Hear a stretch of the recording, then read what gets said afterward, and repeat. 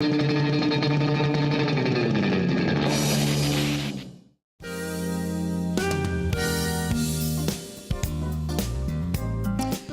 throughout our travels today in and around Apollo Bay, we've heard much about the scallop pies available at the local bakery. Here I am with two of the owners of the bakery, Jane Johnston and Marion Wright, and we're about to see what all the fuss is about with the scallop pie and the famous seafood pie.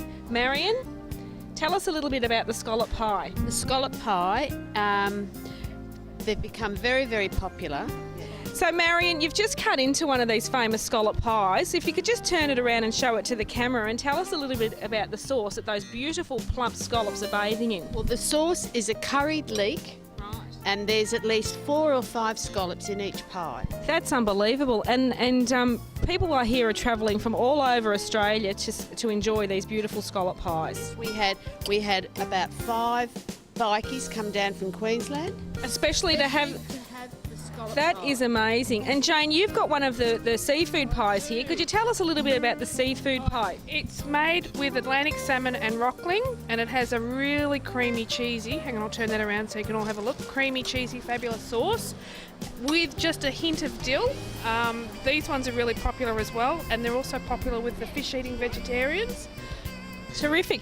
And these pies, I understand, will be showcased at the Apollo Bay Seafood Festival, which is on again next February, the last weekend in February, so people can come down. And I understand you also make a party pie version of the scallop pie, especially for the festival. Is that right? We do, which is a little bit of a taste tempter for everyone to come, and if they don't want to have a whole one, they can just have a little party pie and try it out. Lovely. Well, thank you for showing us the pies. Have you nearly finished that one there, Marion? I can't talk anymore because I just need to eat it.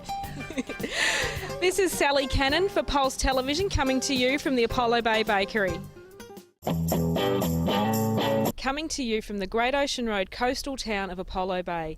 And joining me today is Nick Polgeest, a member of the Apollo Bay Fisherman's Co-Op. Nick, welcome to Pulse Television. Good morning, Sal. We're here today to talk about the annual Apollo Bay Seafood Festival. Nick, obviously the Fisherman's Co-op are huge supporters of the festival. Can you tell me a bit about their involvement? We've been involved in the last 2 years and we love it, and it's getting bigger than Ben-Hur. And Nick, what sort of produce do you have on offer on the day at the festival? We have an extra special plate of crayfish, which is half a crayfish cut in half, at $28. That sounds delicious, Nick. And tell me a little bit about the Fisherman's Harbour. It's obviously still a commercial harbour. What are some of the fish that do get brought into the co-op? This little harbour here probably accounts for about $8 million worth of product coming in.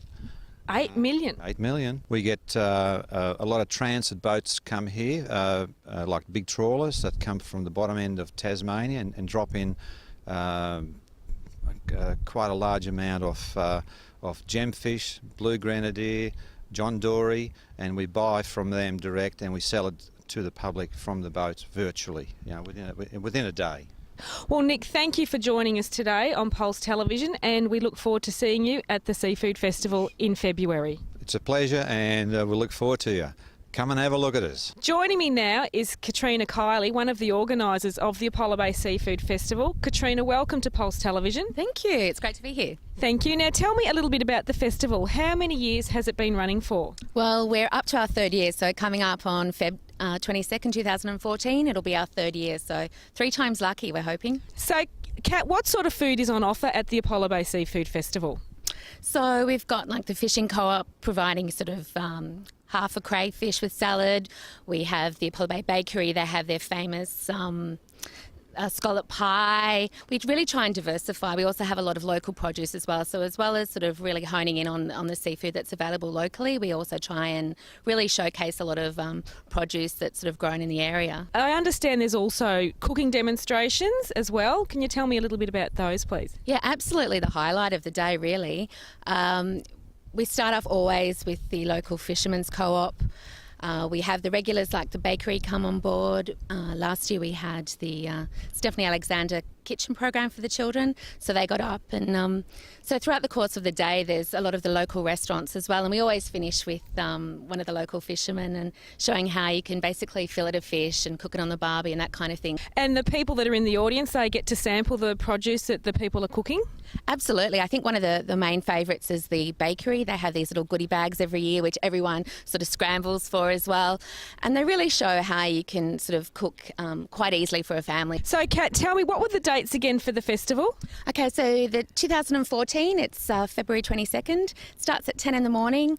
Last year it finished around 9 o'clock at night. We finished with live music, and so it's really fun. And it's a free festival, so people don't need to buy tickets. And the website where people can get more information is? we actually check out our Facebook page. It's the Apollo Bay Seafood Festival. You'll see us in all the newspapers coming up to it. You'll see us in the Good Food as part of the Age website, Victorian Tourism, the Great Ocean Road app. So, yeah. Terrific. All right, well, there's plenty of information out there on the Apollo Bay Seafood Festival.